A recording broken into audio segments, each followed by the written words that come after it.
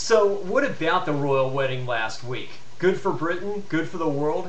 And does British monarchy still even matter anymore anyway? You know, usually whenever I come to something like this, I always like to start by asking myself what type of person would not have supported this sort of thing. In other words, who would have been put off the most? I think that's where things really start to get interesting. So let's just take a look at it from that angle. The first group to, I think, really be offended by this would be the gay activists.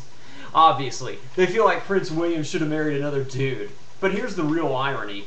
There's so much about what went down last week for any gay person to really jump on board and support. The glamour, the fashion, the pageantry, and just the whole thing.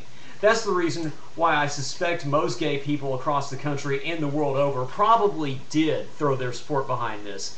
But that's not who I'm talking about right now. No, I am talking about the extremist. The person who believes that every single person on earth is secretly gay and wishes that they would all just come out. This is a person for whom any straight wedding is taken as a direct affront and as if it's a swipe taken directly at them. Those people probably did not have a very good day that day, and that's a good thing. Second group, racial activists. Of course, because from where they sit, anything British is just the ultimate expression of white Northern European culture, and any celebration of it amounts to basically a shield for all white people the world over to indulge their own superiority, along with any racial tendencies that they might secretly harbor. Never mind all the wide diversity of cultures across Northern Europe as well as the United States that threw their support behind this. No, again, not who I'm talking about. I am talking about the activist extremist, the Jesse Jackson, Al Sharpton, Tavis Smiley, and others of that same ilk who have made a lifelong career out of being offended and out of tossing the race card back and forth to one another like a frisbee and spinning it just about as well. Although none of these people could ever dare to admit this publicly, you know that they are all fuming over this right now, and I cannot get enough of that. And that now brings me to group number 3, atheists the world over. You see, not only was this a heterosexual wedding, not only was it a white wedding, oh no, they couldn't just stop there and leave it at that. They had to go all the way and make this into an, oh my God, Christian wedding.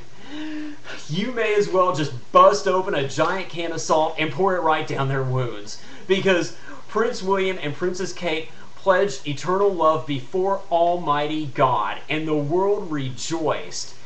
That amounts to a nod, indirectly and implicitly, to the Judeo-Christian value system over the atheist value system.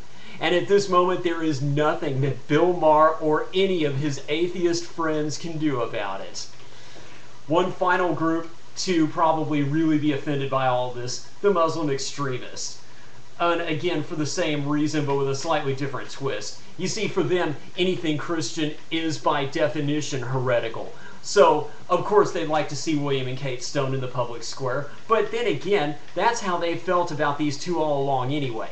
And along with both of them, me, and probably, I suspect, most of you watching this right now. So, nothing new to report there. Oh, I almost forgot. There is one other group who lost big this past week.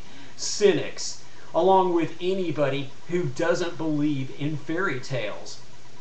When you strip away the glitz, the glamour, the pageantry, and all the rest of it, what you're left with is this. Two very beautiful people, very deeply in love with one another, so we're left to assume, pledged that love to one another, and on this day, their fairy tale came true. And if it came true for them, that rules it in as possible for anybody else around the world. That is their message. It's their message to their own country, it's their message to us, and it's their message to the whole world for anybody who chooses to receive it. All delivered in a way that also delivers a very well-timed and hard but clean blow to all those other groups that I just mentioned all over the world, all at the same time. And you ask me if British monarchy still matters?